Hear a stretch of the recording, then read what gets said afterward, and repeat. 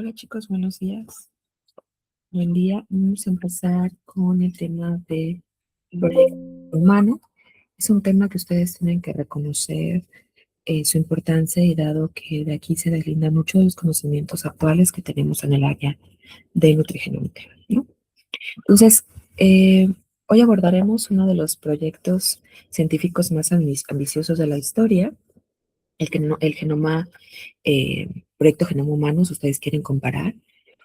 Es como tan importante en términos científicos como haber descubierto o haber viajado a la luna, ¿no? Recuerden que aquí lo que queremos prácticamente sería reconocer nuestra propia biología, porque es parte de las necesidades humanas, además de que de esta forma podríamos reconocer muchas enfermedades e incluso llegar a algunas curas. Y esa fue de las principales perspectivas en su momento. Eh, para poder comprender sus resultados, primero tenemos que entender cómo se construyó el conocimiento. La metodología del proyecto se apoyó en cuatro pilares importantes: la cartografía física, la cartografía genética y la secuenciación, ¿no? Entonces es como, si ustedes lo quieren comparar, por ejemplo, al usar Google Maps, ¿no? Y queremos encontrar una casa en específico, entonces primero pues identificamos la región, ¿no?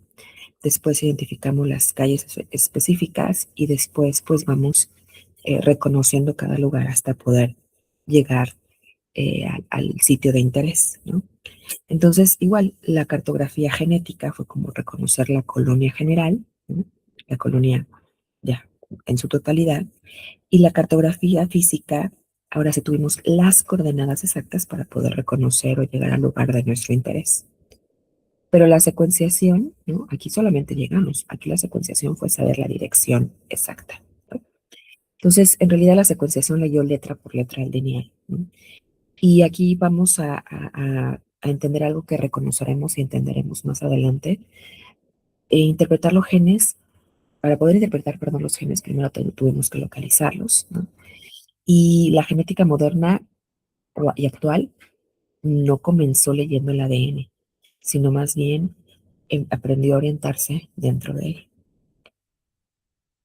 Hubo muchos, el proyecto Genoma Humano fue un proyecto muy, muy grande, donde en primeras instancias Estados Unidos fue el que lideró este proyecto, pero dado que era un proyecto que beneficiaba a toda la humanidad, en realidad fueron muchos países al final del día que participaron y lideraron este proyecto con capital humano y con capital en efectivo, ¿no? Fue un proyecto que en primera instancia se creía que iba a terminar en el 2005, pero termina en el 2003, o sea, 2 años antes de lo previsto, y se gastó menos dinero del estimado, ¿no? 3.000 millones de pesos menos del estimado, de dólares, perdón, menos del estimado. Entonces, significaba que estábamos muy interesados en entender eh, cómo estábamos constituidos nosotros, ¿no? Es un proyecto que al final del día sí nos trajo incluso nuevas perspectivas, tanto éticas como legales y sociales. El reconocer el proyecto Genoma Humano, en principio, debe ayudarnos, no traernos consecuencias o problemas de poder conocer nuestra historia genética, ¿no? Hasta ese momento, el 99% del proyecto Genoma Humano se pudo decir que estaba totalmente entregado, y a lo largo del tiempo, una vez finalizado, hemos afinado pequeños conocimientos que se han incorporado al proyecto Genoma Humano. Aquí en esta fotografía incluso tienen una carpeta donde se encuentran todas las secuencias de nuestro genoma, y de hecho se considera el patrimonio de la humanidad. Pero ¿qué hemos descubierto respecto al genoma humano? Las primeras sorpresas del proyecto Genoma Humano fue la cantidad de DNA que nosotros tenemos, ¿no? Tenemos 3.200 millones de pares de bases, y esto constituye 23 pares de cromosomas. Ustedes conocen que son 22 autosómicos y un par sexual, e implica que tenemos, en este momento se reconocía entre 20 y 25 mil genes. Entonces, bueno, profe, ¿y eso qué significa? Es un montón. Pues fíjense que esto es revolucionario porque en realidad para la cantidad de cosas que hacemos, de funciones que tenemos, ¿no? Imagínense el corazón, cuántos genes, cuántas enzimas, cuántas proteínas, nada más un órgano está ocupando al mismo tiempo para poder funcionar. Esperábamos más de 100.000 genes. Es decir, tenía que haber una relación entre la cantidad de funciones que nosotros tenemos y la cantidad de genes que tenemos. Pero entonces estamos encontrando que somos una cuarta parte y más adelante vamos a ver que nuestro genoma en cantidad es comparable con organismos tan simples como una lombriz de tierra, un nemátodo, ¿no? Entonces, esto era bastante impresionante para nosotros porque entonces se trataba no de cuánto tienes, sino cómo lo usas. También se encontró que eh, la distribución de los genes, ¿no? No es, nuestros cromosomas, ustedes recuerdan que tenemos 23 pares de cromosomas y esos cromosomas tenemos 4 tipos de cromosomas, ¿no? Dependiendo de la ubicación de su centrómero y eh, están organizados para su estudio de acuerdo hacia la posición de su centrómero y de acuerdo al tamaño, ¿no? Siendo el uno el más grande y, y de así, ¿no? Así los pares de cromosomas y fueron distribuidos de acuerdo a esto. Y bueno, encontramos que sí, el cromosoma uno es el más grande y tiene la mayor cantidad de genes, pero cromosomas más pequeños tienen, si no la misma, mucho más genes que otros que son mucho más grandes, ¿no? Entonces, nuevamente, aquí más adelante vamos a ver que la regulación genética explica esta complejidad en realidad que nosotros tenemos. Ahora, es lo que les decía un poquito, ¿no? Miren, si ustedes comparan lo que sería nuestro genoma humano, ¿no? Tenemos de 20 a 25.000 genes, ¿no? Y una lombriz de tierra, 19.000 genes, ¿no? O sea, una cantidad, híjole, mucho menor, ¿no? Pero no tan diferente, 2.000 genes no es tanto. O la mosca de la fruta, bueno, esos son 3.000, 13.600, pero otros como el genoma del arroz o el genoma del maíz, 50.000 genes. Entonces, como nosotros siendo tan complejos, no tenemos tantos genes como ellos, ¿no? Entonces fueron de los primeros descubrimientos que nuevamente lo importante no es lo que tienes, sino cómo lo organizas, cómo lo expresas, cómo lo regulas. Otro de los hitos importantes, ¿no? Fue que si pensábamos, ¿no? Que el hecho de tener, pues, alguien de ojos de color azul, alguien de color verde, alguien de ojos de color café, alguien que sea alto, alguien que sea chaparrito, alguien, o sea, que, que somos radicalmente distintos unos a otros y físicamente se ve, ¿no? El proyecto Genoma Humano nos demuestra que aproximadamente compartimos el 99% igual de homología respecto unos a otros, ¿no? Entonces eso significa que yo y Demi Lovato somos exactamente iguales, ¿no? O sea, nos vemos exactamente igual. En realidad lo que estamos encontrando es que nuestra variabilidad radica solamente en el 0.1%, ¿no? Entonces, justamente estamos viendo que tenemos que enfocarnos, bueno, una de la parte del estudio de la nutrigenómica y todo lo que tenga que ver con genómica, es que nos vamos a enfocar el 0.1% y entonces ahí es donde va a residir la medicina personalizada, ¿no? Porque entonces variamos tan poquito que es muy importante justamente enfocarnos en esto. Más adelante también hablaremos de los polimorfismos, que de hecho nosotros creo que podemos o debemos reconocer ya este concepto, pero hasta ahorita solamente tenemos 0.1 de diferencia. Ahora, otra cosa importante que reconocimos, ¿no? Es que se reconoció más bien, es que el genoma, nuestro genoma, tiene una alta homología con otros genomas, ¿no? De otros organismos vivos. De hecho, pues nosotros sabemos por la teoría evolutiva que efectivamente, ¿no? Tenemos que tener cierto grado de homología con otras especies como son los homínidos, ciertos tipos de homínidos, porque pues provenimos en una evolución a partir de ellos, ¿no? Pero también encontramos que tenemos homología en otros organismos. Por ejemplo, con el cerdo en un 90%, con gatos, por ejemplo, en un 90%, con el gorila 95-99%, con la mosca de la fruta 61-71%. Y entonces esto abre una perspectiva más, que mucha de nuestra evolución tiene que ver con que en algún momento hemos sido organismos que comparten eh, ciertas características y hemos evolucionado, pero estos genes son tan necesarios que no importa la diversificación, nosotros los mantenemos. También abre una apertura a estudiar a los organismos, otros organismos que no son nosotros, y ocuparlos como organismos modelo.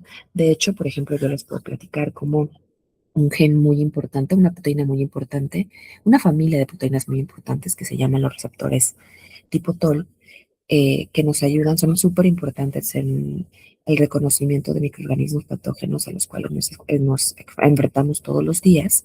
Es decir, que son receptores que están todo el tiempo alerta y reconociendo todo para poder alertar al sistema inmune a nivel inmuninato. De primera instancia no se reconoció en nosotros, no se encontró en nosotros. El hallazgo se dio primero en la mosca de la fruta y más adelante, pues bueno, si era una proteína tan importante, lo tendremos nosotros.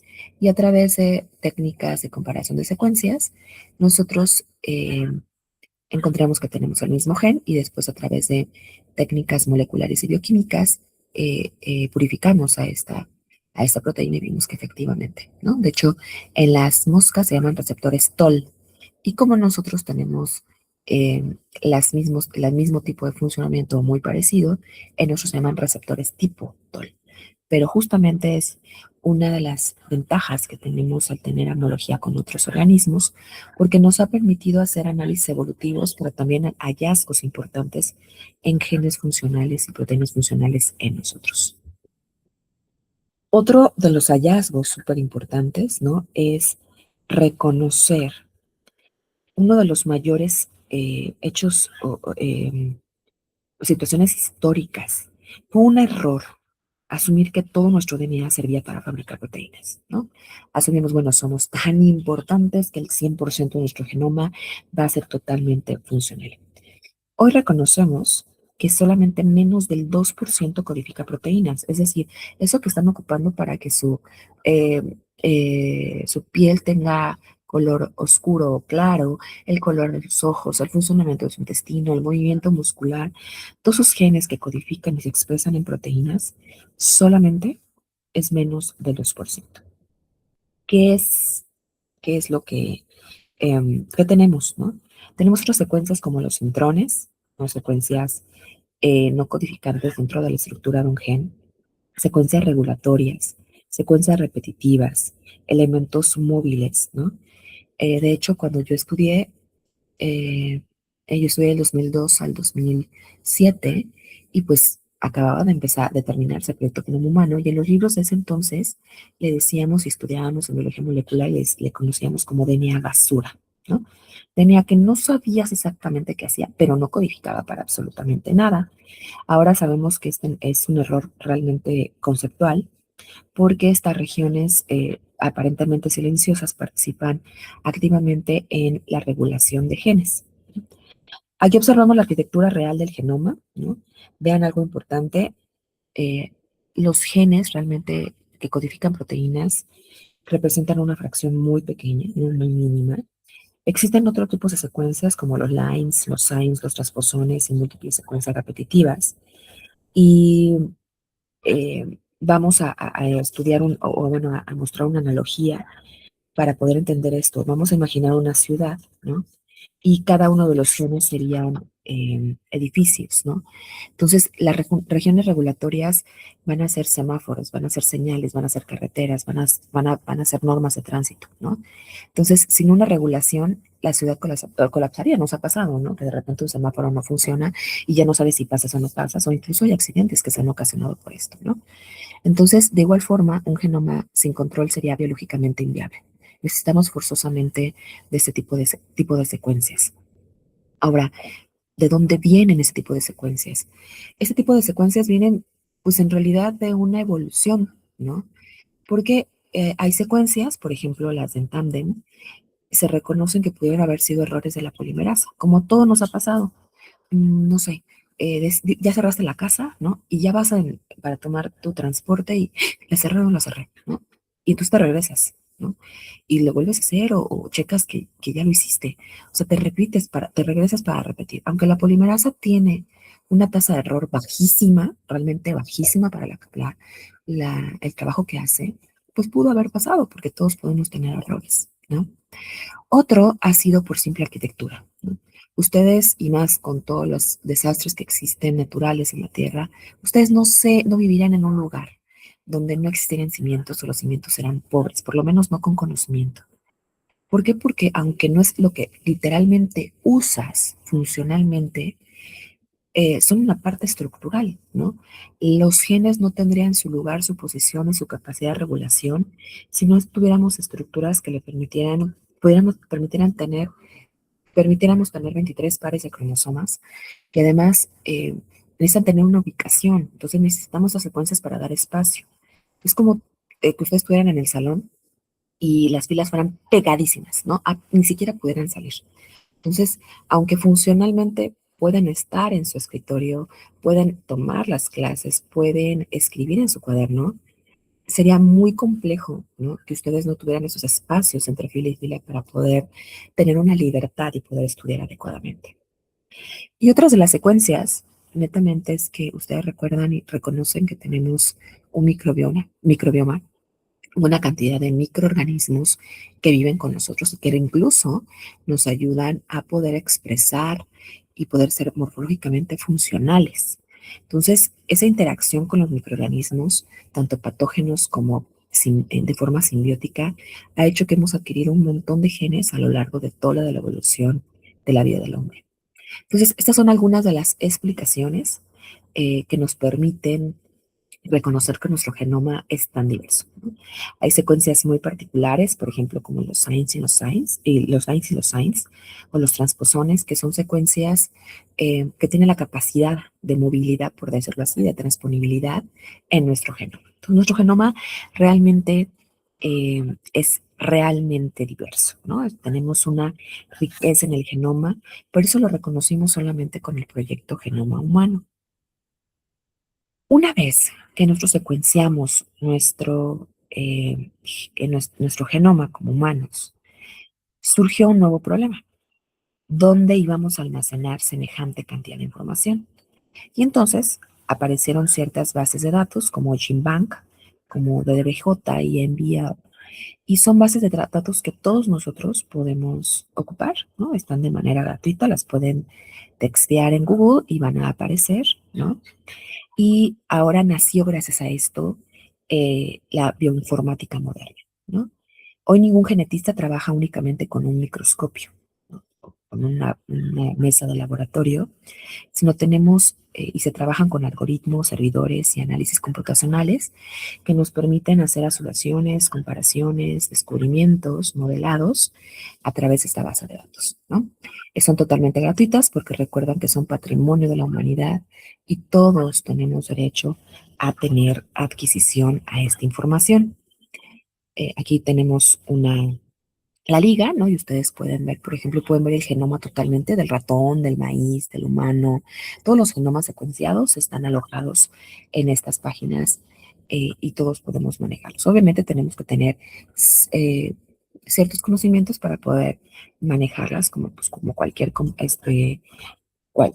que queramos manejar, pero están totalmente secuenciados todos los genomas habidos y por haber casi de los organismos vivos. Toda revolución científica tiene que tener protagonistas, como igual como toda película o toda historia, ¿no? De hecho, Frederick Sanger ganó 2 premios Nobel. El primero por secuenciar proteínas, el método de Sanger, y el segundo por desarrollar métodos para secuenciar ADN, ¿no? Entonces, no es muy común encontrar, aquí les pongo la foto, encontrar científicos con 2 premios Nobel y su trabajo transformó completamente la genética. Cada vez que hoy secuenciamos un genoma estamos trabajando sobre fundamentos, aunque ya es muy, muy diferente, pero sobre fundamentos que estableció netamente Sanger.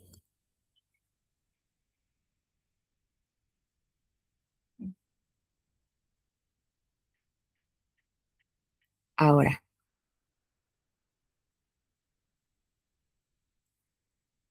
la secuenciación que él estableció fue extraordinariamente elegante, ¿no?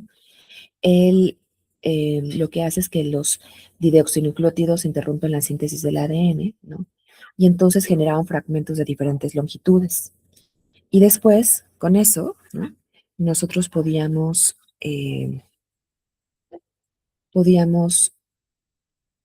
reconstruir esa secuencia, ¿no? Era como romper un libro en fragmentos, a lo que se hacía, y entonces ir estudiando esos cachitos e irlo reconstruyendo para saber cómo terminaba cada página, ¿no? Les digo, ese es el principio, aquí lo podemos ver, ¿no? Ustedes leen de abajo hacia arriba y entonces conforme vayan apareciendo estas marquitas es lo que ustedes están obteniendo. Primero la secuencia es T, después es A, después otra vez es A, después es C, después es G, después es T y así poco a poco. Ya una vez que ese pedacito de DNA era secuenciado, alguien más o esa misma persona tenía otro pedacito y finalmente esto se unía para poder tener la versión final, ¿no? Era un método que decíamos que era totalmente artesanal, pero finalmente es el método que inicia absolutamente todo y actualmente, bueno, tiene este principio y son métodos que son súper rapidísimos actualmente, ¿no? Ocupas a otras marcas tanto eh, fluorescentes para poder hacer este mecanismo mucho más eficiente. Otro de los objetivos fundamentales del proyecto Genoma Humano fue identificar regiones cromosómicas asociadas con enfermedades, ¿no? Cada locus es como una dirección genética y entonces si les doy una dirección física, ustedes van a encontrar una casa.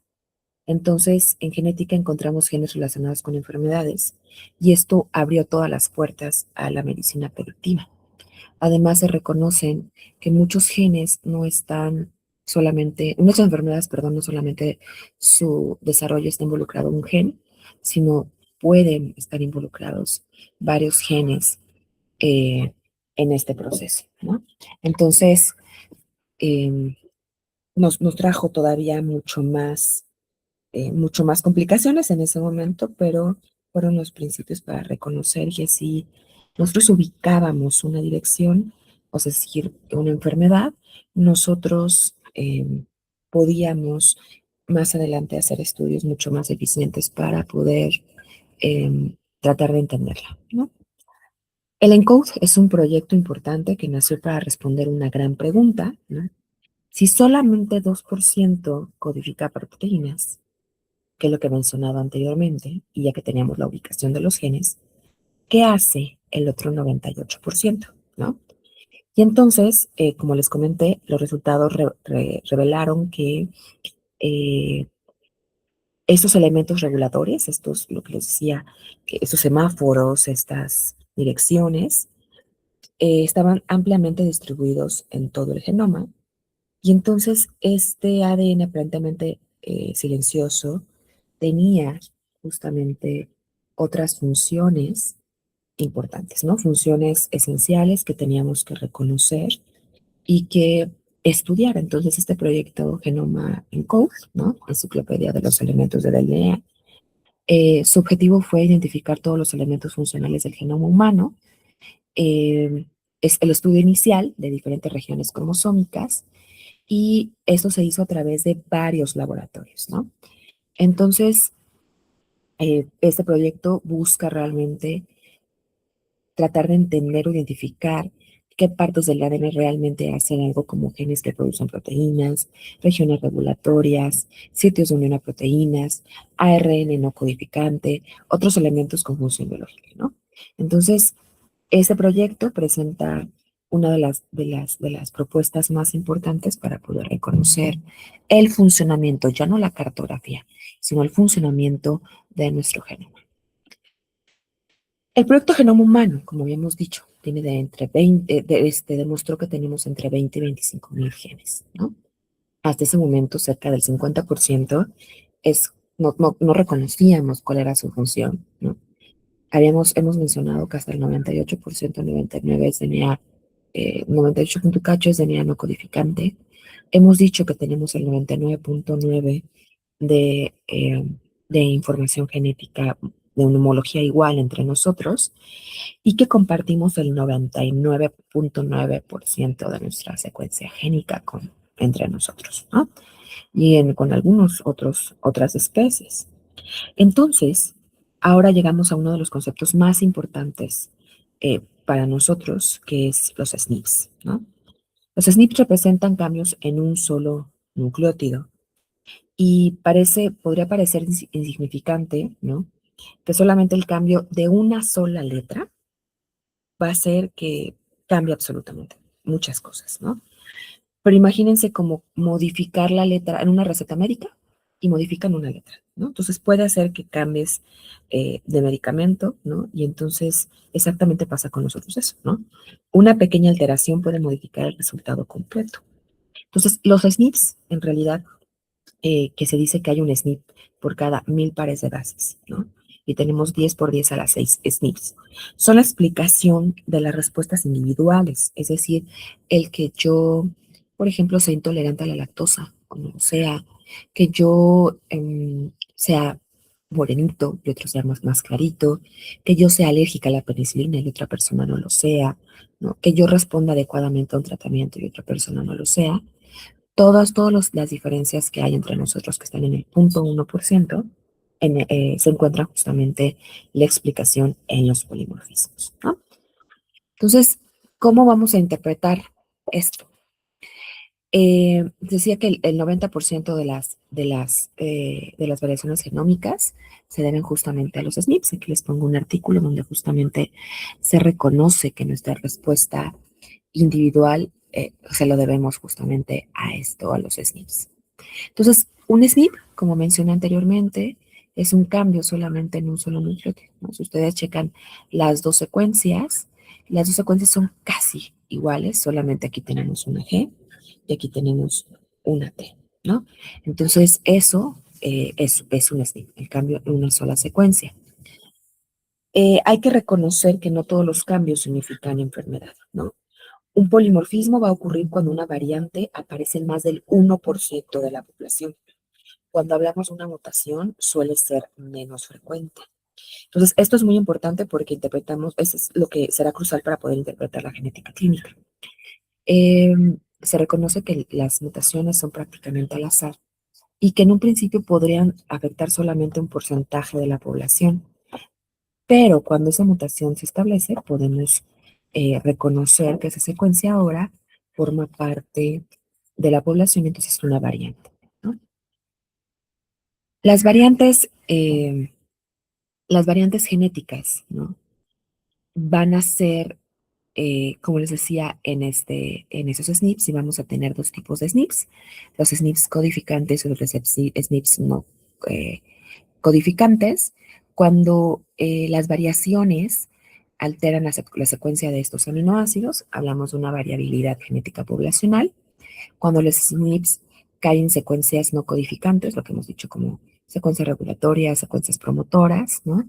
Entonces vamos a hablar de una variación en la regulación de estos genes. Entonces, recuerden que los SNPs pueden caer, o sea, los cambios pueden caer en secuencias donde el ADN, las secuencias intergénicas, en donde el ADN mm, se va a alterar la expresión génica, ¿no? Porque alteramos a esas secuencias y después alteramos a esos aminoácidos y por lo tanto a esa proteína. Recuerden el dogma central de la biología molecular, pero también podemos caer en secuencias no codificantes y entonces estamos hablando de una alteración en la regulación de estos genes.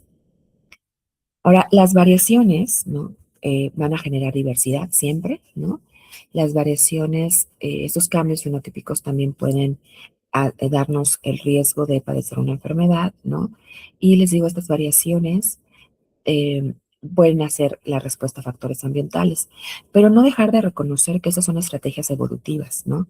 Forzosamente la evolución necesita de variabilidad para responder a cambios ambientales. Entonces, esto ha sido un producto netamente de nuestra evolución, pero afortunadamente nos ha traído mucho más ventajas que desventajas. Uno de los hallazgos importantes, ¿no? Otro de los hallazgos importantes fue la complejidad del genoma humano. La complejidad del genoma humano no va a radicar en el número de genes, sino la interacción que vamos a tener entre ellos. ¿no? O sea, dependemos cómo interaccionamos, ¿no? Este, depende de la interacción, los genes reguladores, el RNA, los microRNA, los factores ambientales. Vamos a hablar que nuestra expresión es una red dinámica como tal. Uno de los hallazgos que nosotros ya reconocíamos a nivel molecular, lo que era el splicing, que recuerden que los genes tienen regiones transgénicas de intrones y exones, ¿no? Pero los intrones van a ser regiones no codificantes, pueden pasar a RNA, pero no van a llegar a proteína. Y los exones son secuencias que sí van a ir de DNA, RNA y a proteína. Para poder, por decirlo así, deshacernos de esos intrones, tenemos un mecanismo que se le llama splicing. Eso ya lo conocíamos desde antes. Pero también existe, en nuestro DNA le gusta vestirse a la moda, ¿no? Existe un mecanismo que se llama splicing alternativo, que justamente puede ser una de las, bueno, es una de las respuestas de por qué tenemos tanta variabilidad, ¿no? Entre nosotros y tantas funciones que no están, la respuesta no está en la cantidad, ¿no? El splicing alternativo lo que nos dice es que el splicing es un mecanismo al cual nosotros podemos remover intrones, pero podemos remover intrones y exones. A eso se le llama splicing alternativo. Entonces, mira, aquí tenemos un gen. Exón 1, exón 2, exón 3, exón 4. Estas rayitas serían nuestros intrones. El splicing va a remover forzosamente nuestros intrones. Entonces nos quedaríamos con exón 1, 2 y 3 y 4 en nuestro mensajero maduro. Pero el splicing alternativo nos dice que no nada más puedo remover intrón y exón, este intrón, ¿no? Sino también exón 2. Entonces me va a resultar en un mensajero exón 1, exón 2 y exón 4. Lo mismo pasa en el siguiente ejemplo. Remuevo no nada más intrones, sino el exón 3, está al revés, perdón, y entonces tengo un mensajero totalmente, un mensajero diferente con una función totalmente diferente, ¿no? Entonces son piezas de Lego, que entonces a partir de esas piezas de Lego, esos bloques de Lego, puedo construir muchas cosas. Eso es lo que exactamente hace el splicing alternativo. Y entonces nos da mayor variabilidad de proteínas y nos da un número finito de genes. O sea, podemos jugar con todas las combinaciones. Igual por eso les digo que nuestro genoma se viste a la moda, porque con un pantalón negro y una blusa negra y un pantalón blanco y una blusa blanca, no puedo tener dos outfits, pero sí no puedo tener cuatro, ¿no? ¿Por qué? Porque son una serie de combinaciones. Además, otra de las cosas importantes fue que no nada más tenemos la clásica expresión génica de DNA, RNA y proteína, ¿no? Se encontraron otro tipo de secuencias, como son los microRNAs, ¿no? Que son secuencias muy pequeñitas, los microRNAs tienen hasta 26 nucleótidos, pero que funcionan como interruptores biológicos, ¿no? Estos como tal no van a construir proteínas, ¿no? Sino eh, van a ayudar a controlar cuándo se producen. Entonces nos damos cuenta que no nada más tenemos el clásico dogma central,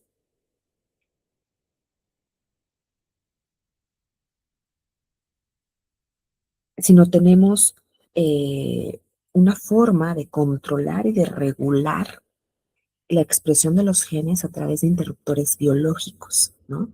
Entonces, nosotros reconocíamos normalmente que la RNA te ayuda a construir proteínas, pero estos no lo hacen, ¿no? Estos regulan, como les decía, cómo producirlas. Entonces, los microRNAs o ImRNAs, MI, son pequeñas moléculas de RNA de aproximadamente 18 o 26 nucleótidos que van a regular la expresión génica después de la transcripción, o sea, cuando ya pasamos de DNA a RNA. No van a producir proteínas, como les decía, sino su función va a ser controlar cuánta proteína se forma. La transcripción, o sea, el mecanismo está aquí expresado, ¿no? Primero tenemos la transcripción, o sea, vamos a generar en el núcleo el microRNA, ¿no? Entonces generamos un microRNA primario, ¿no? Por eso se dice primicroRNA, ¿no? Dentro del núcleo. Dentro del núcleo también se hace el procesamiento de este microRNA. Una enzima que se llama DOSHA corta el RNA primario y lo convierte en pre-RNA. microRNA. Esta estructura en forma de horquilla, esta que estamos viendo acá, ¿no? Es una estructura en forma de horquilla. Ahora, una vez que se genera, se establece a través del complejo del poro nuclear, un mecanismo súper específico, súper regulado, sale del núcleo, ¿no? Y se va al citoplasma. Este microRNA va a salir a través de una proteína específica que se llama exportina 5, utilizando el complejo del poro nuclear, porque las cosas no pueden salir tan fácil ni entrar tan fácil al núcleo, lo más importante que tenemos. Entonces hay que protegerlo y hay que regularlo completamente. Ya en el citoplasma, ¿no? Lo que tenemos es una enzima que se llama Dicer, aquí está. ¿No? Este vuelve a cortar el premicroRNA y genera un RNA, un microRNA ya maduro y muy cortito. Este microRNA ahora se une a un complejo que se llama RISC y va a funcionar este RISC como una guía para que esto microRNA, o sea, es un cohete, o sea, tiene una mira y su mira son los mensajeros que nosotros normalmente reconocemos. Ya ahí, el microRNA se va a unir específicamente a lo que son las regiones UTR. Recuerden la estructura de los genes. Dentro de las regiones intragénicas tenemos flanqueando una región no traducida, 5', y una región no traducida, 3', ¿no?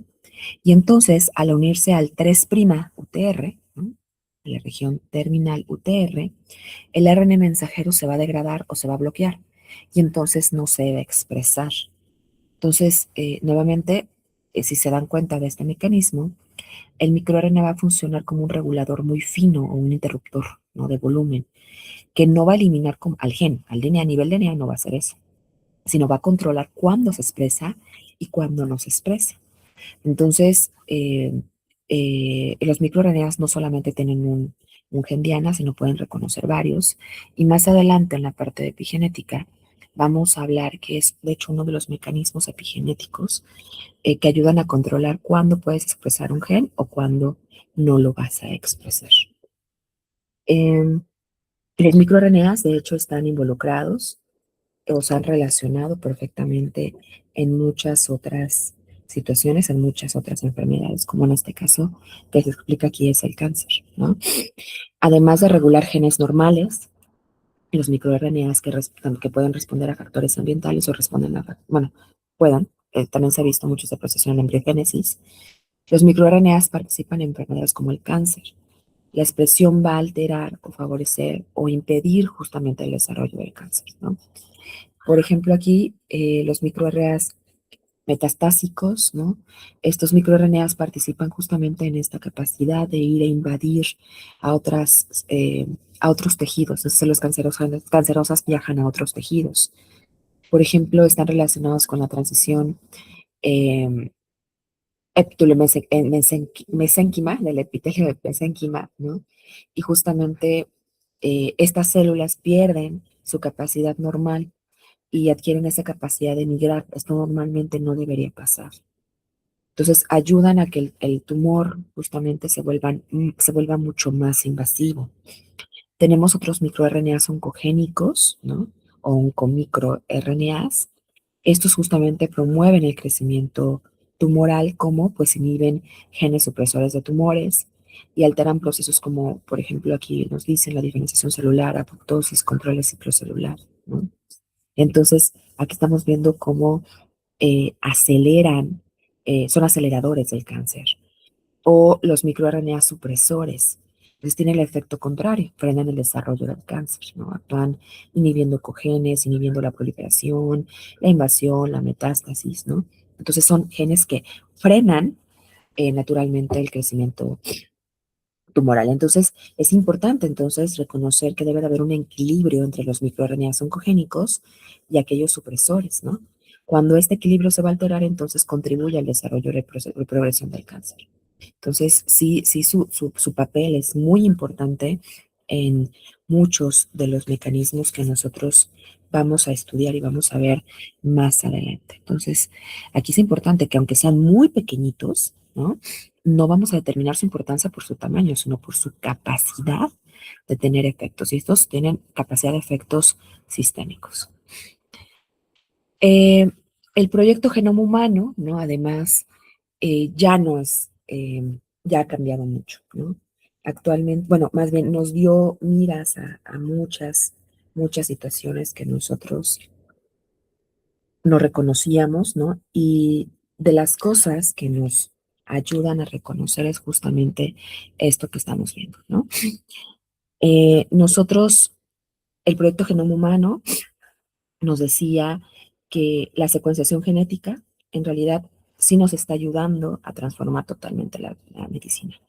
Antes, ¿no?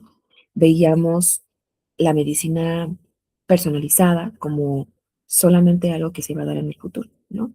Este, actualmente podemos diagnosticar y predecir enfermedades, ¿no? Cuando hablamos de enfermedades, de enfermedades monogénicas, son enfermedades que solamente la alteración se da en un solo gen, ¿no?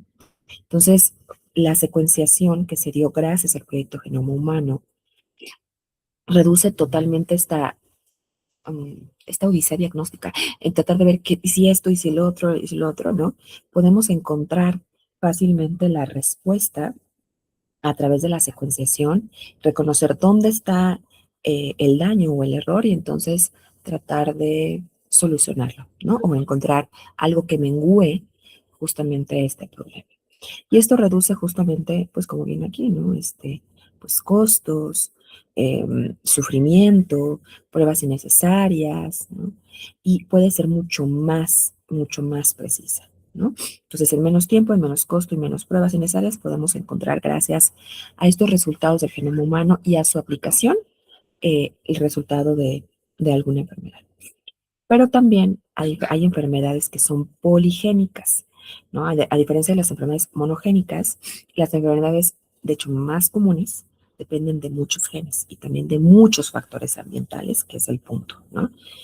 Por ejemplo, enfermedades cardiovasculares, diabetes, cáncer, no tienen un gen el que está afectado, sino son muchos genes.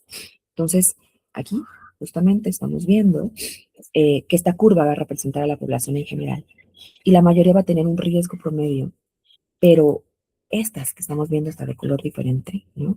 Estas, este extremo derecho presentan un riesgo genético muy alto, ¿no? Un riesgo poligénico que lo que va a hacer es que si ustedes suman, es algo que el proyecto Genoma Humano nos dice, suman el efecto de múltiples variaciones genéticas, vamos a tener personas con un riesgo elevado muy alto, ¿no? Entonces, eh, las enfermedades ciertas personas van a tener mayor probabilidad y van a tener que tener un mayor seguimiento porque esas enfermedades se pueden dar en un riesgo muy alto. Entonces, es algo también que nos generó el proyecto Genoma Humano. Y hay otra cosa que mencioné, ¿no? Una susceptibilidad. Esas personas, y bueno, también en las enfermedades monogénicas hay un riesgo de responder a enfermedades causadas por el ambiente, ¿no? A eso se le llama justamente la epigenética. Antes de pasar, perdón, no olvidé esta, ¿no? Justamente como tenemos una variabilidad en la expresión génica, nosotros podemos reconocer que no todos van a responder exactamente por esta variabilidad de la misma forma. Esto se da sobre todo y se explica en la parte nutrigenética, ¿no? Antes se reconocía que si tú dabas un tratamiento, ese tratamiento iba a ser funcional para todos, ¿no? Y entonces nos está diciendo esto que las personas, aunque sigan la misma dieta, en ejemplo para nosotros, y cumplan exactamente las mismas medidas, los resultados van a ser muy diferentes, ¿no? Y es parte de lo que nos reconoce el proyecto Genoma Humano. Todas las personas van a empezar en el mismo punto, ven aquí la grafiquita, el inicio de la dieta. Sin embargo, la respuesta a ella van a ser distintas. Vamos a tener hiporrespondedores, personas que presentan poco cambio, casi ninguna respuesta. O sea, la intervención tiene un efecto mínimo. Algunas personas incluso pueden empeorar, ¿no? Eh, y los normorespondedores, con los que tienen cambios moderados, una respuesta promedio esperada, o los hiporrespondedores, aquellos que van a tener cambios mucho más marcados, una respuesta mucho mejor a la esperada. Y entonces, les digo, no es que las personas no siguieran bien o no siguieran las instrucciones, es que gracias a lo que hemos encontrado, de las respuestas fenotípicas, entonces sabemos que cada persona va a responder diferente y justo nuevamente vamos hacia la nutrición personalizada. El proyecto Genoma Humano también, de igual forma, nos, nos estamos enfocando hasta este momento solamente pues a nivel de DNA, ¿no? ¿Qué significa esto? Que nosotros solamente estamos estudiando, hemos hablado de genes, a lo mucho de ARN, ¿no? Pero es mucho más completa, mucho más compleja. Aunque vamos a detenernos más adelante en este tema, vamos a hablar que hay todo un ecosistema ómico, ¿no? O lo que vamos a llamar biología de sistemas. Lo que nos dice esto es que para poder entender realmente lo que el cuerpo humano, para entender más bien cómo funciona, no basta solamente por voltear a ver el ADN, ¿no? Sino el ADN solamente como un plano, pero depende de muchas otras cosas para poder ver el funcionamiento. Vean aquí, ¿no? Este centro, encontramos al genoma, ¿no? Aquí la secuencia del DNA sí es muy importante, lo hemos hablado a lo largo de esta presentación, porque nos dice qué genes tenemos, cómo cambian, incluso la información heredada, ¿no? Entonces, es como el plan original. Pero el siguiente nivel, ¿no? Vamos a hablar del epigenoma, es decir, bueno, ya sabemos cómo está el plano, pero dependemos cómo interactúa ese plano, o sea, no es lo mismo hacer ese plano, esa casa para el desierto que para el bosque, que para un lugar donde haya puro hielo, ¿no? Entonces, aquí ocurren cambios que pueden ser reversibles y que van a ser influenciados por factores ambientales o importantemente para nosotros, para la dieta o el estilo de vida, ¿no? Entonces, no importa que tengas un plano, sino también cómo se interacciona con ese plano, ¿no? Después tenemos el siguiente círculo que sería el transcriptoma. Entonces nos dice, bueno, ya tiene los genes, pero ¿cuáles están prendidos y cuáles están apagados? Porque no todos los genes van a trabajar al mismo tiempo. O sea, cuando yo como no enciendo los genes de dormir, ¿no? No todos los genes pueden trabajar al mismo tiempo y entonces solamente va activando los genes bajo cierta situación. Entonces hay que estudiar por bloques, ¿no? Los genes que tienen que ver eh, cuando yo como esto, cuando yo como aquello. O sea, vamos a ver los genes que están encendidos realmente en ese momento. Ahora el siguiente círculo, ¿no? El siguiente anillo. Vamos a hablar del proteoma, ¿no? Ese conjunto de proteínas que, bueno, ya realmente son las que estamos haciendo la chamba celular, ¿no? Cómo realizan sus funciones, cómo transportan sustancias, cómo ejecutan y cómo interaccionan entre ellas, ¿no? Y finalmente vamos a llegar al metaboloma, ¿no? Es el nivel más complejo y entonces aquí tenemos que los carbohidratos, las grasas, las biomoléculas en general, tanto grandes como pequeñas, están interaccionando de manera real. Entonces, cómo relacionamos y qué hacen esos, y además lo tenemos que relacionar con nuestros microorganismos, ¿no? Con el microbioma, y cómo justamente el metaboloma, ¿no? Hace que todos ya funcionando, ¿no? Entre todos nos den el funcionamiento real de un organismo. Entonces, aquí es bien importante ver que el DNA no lo va a determinar todo, ¿no? Realmente necesitamos una interacción continua de los genes del ambiente, del metabolismo, ¿no? Y que realmente la salud o la enfermedad va a depender de todo el sistema realmente trabajando en conjunto y a eso le denominamos biología de sistemas, ¿no? Entonces, nuestros genes cargan el arma, pero el ambiente, nuestros hábitos, la interacción es cuando decimos cuándo se va a disparar y cómo no se va a disparar, ¿no? Pero todo en conjunto. Perdón, voy a pasar. Esas son las últimas. Bueno, podemos hablar un poquito de esto, ¿no? Em, ¿Qué ha pasado con el proyecto Genoma Humano? ¿No? Todavía nos falta un hito importante del genoma humano que vamos a hablar porque nos habla a todo un capítulo importante de estudio para nosotros, ¿no? Y es que el proyecto Genoma Humano en general, para poder tanto resumir como reconocer qué más o qué otras cosas nos dijo, ¿no? Con el proyecto Genoma Humano hemos visto avances importantes en la genética y la inteligencia artificial. Bueno, actualmente con la inteligencia artificial y con los avances de secuenciación. Pero no significa realmente que la tecnología que hemos tenido, los avances que hemos tenido, puedan implementarse tan fácilmente, ¿no? Tenemos ciertos retos, tenemos ciertos desafíos, ¿no? tenemos lo que se llama el problema del ruido. En estudios poblacionales, hablando de nutrigenética, muchas veces los resultados no se repiten entre las investigaciones, ¿no? Aquí puede haber errores, por ejemplo, como en errores ya aplicado, hablando aplicado, en errores de medición de dieta o sobre todo en diferencias entre las poblaciones, ¿no? Hay que ver que hay variaciones poblacionales que nos pasa a nosotros, lo vamos a ver más adelante, y por eso generó el proyecto Genoma del Mexicano. Nuestro background genético, nuestro background de mestizaje hace que las respuestas fenotípicas sean diferentes. Que lo que encontraron en Europa no significa que se va a aplicar a nosotros, ¿no? También tiene que ver con factores ambientales. No tenemos el mismo ambiente, la misma, por ejemplo, la misma disponibilidad de ciertos alimentos. Y entonces la respuesta va a variar también a esto y se tienen que hacer estudios muy específicos y muy grandes para dar nuevas respuestas, ¿no? Entonces, a veces no nada más basta encontrar ciertas asociaciones, ¿no? Consumir esto te disminuye el riesgo de cáncer, ¿no? No, es algo mucho más complejo, ¿no?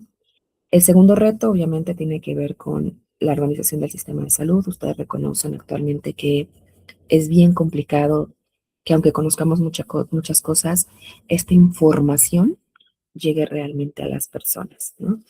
Entonces, puede haber mucha información, mucho avance, pero lo importante es que estemos preparadas para integrarlas adecuadamente con el personal, con la información, con la educación adecuada, ¿no?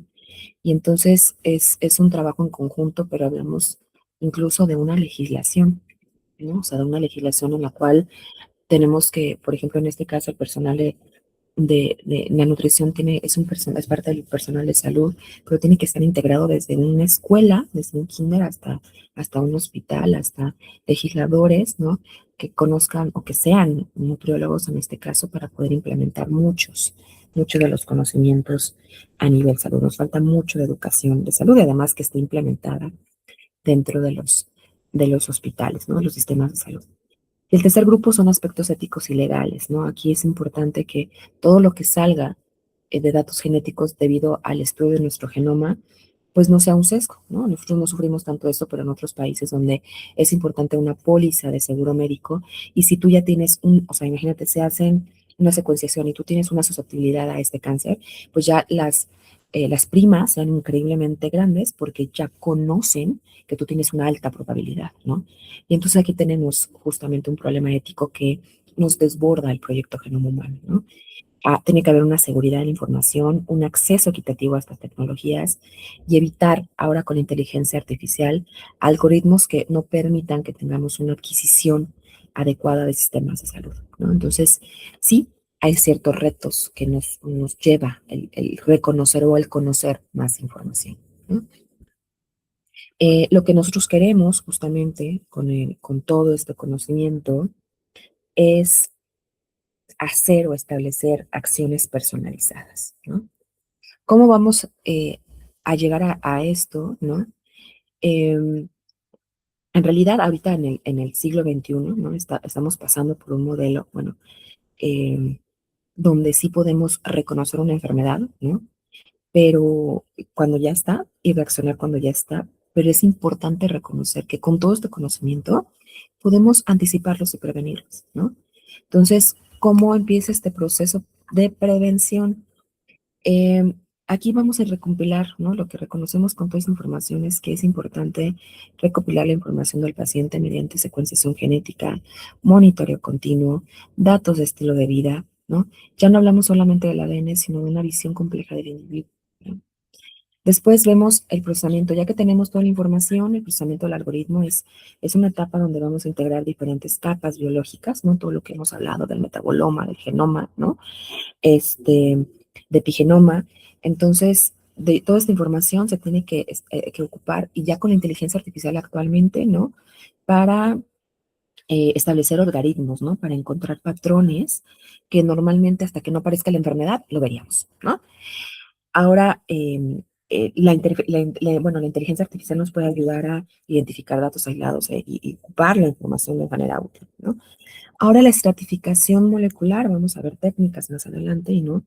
Y vamos a poder clasificar a los pacientes de acuerdo a sus perfiles genéticos, a sus perfiles de riesgos, ¿no? Y esto vamos a poderlos cuidar desde antes, ¿no? Podemos reconocer la probabilidad de desarrollar ciertas enfermedades, ¿no? Y finalmente el último ámbito es la acción personalizada. Pues con toda esta formación en conjunto podemos diseñar terapias, podemos hacer tratamientos, podemos hacer una educación eh, en salud mucho más efectiva porque estamos teniendo estrategias adaptadas a cada persona, ¿no? Entonces, el chiste es que la medicina ya no busca solamente tratar las enfermedades cuando ya están, sino predecirlas y evitar antes de que ocurran, ¿no? Y esto es gracias a todo lo que hemos conocido en las últimas décadas. Entonces pasamos solamente a una medicina reactiva a una medicina predictiva, preventiva y personalizada, que si cuesta mucho trabajo, mucho dinero, sí. Y por eso aquí necesitamos personal de salud eh, a nivel legal, ¿no? En nuestras instituciones legales que nos permitan garantizar la seguridad y la equidad. Pero bueno, vamos por pasos, ¿no? Nosotros a nuestro nivel por lo menos tenemos que estar en este proceso, ¿no? Donde el leer artículos, el estudiar, el ir a conferencias, el ir a simposios, nos puede ayudar justamente a ir reconociendo, ¿no? Toda la información que podemos aplicar en nuestros pacientes y eso, y que sí podemos aplicar en nuestros pacientes, dado porque hay información verídica que nos ayuda a sustentar el porqué de ciertos, por ejemplo, nutrientes o el por qué no. Y vamos a empezar en esta parte. No podemos llegar acá si nosotros de nuestro nivel no empezamos con lo básico. Reconocer que la investigación y el estudio científico, el artículo, el ir a simposios, en estar atento a la investigación, no lo hacemos. Si no lo hacemos, nunca vamos a poder tampoco contribuir a la acción personalizada. Y lo mejor es que no nada más leerlo, es que lo podemos aplicar en nuestros pacientes. Ahora, el último que lo separé, porque es un tema que vamos a ver totalmente después, es que, bueno, descubrimos nuestro genoma, pero nos cambiaron la contraseña, ¿no? Empezó un tema que aunque no se va a tratar ahorita, sí se va, este, sí se tiene que retomar como todo un capítulo total, que es la epigenética. La epigenética nos plantea que el hecho de tener ciertos riesgos viene también a ciertas enfermedades, ¿no? Viene también por cierta herencia de padres y hasta abuelos, ¿no? Y lo que nos dice la epigenética es que nuestra expresión va a depender también de nuestros cambios ambientales, ¿no? ¿Qué significa?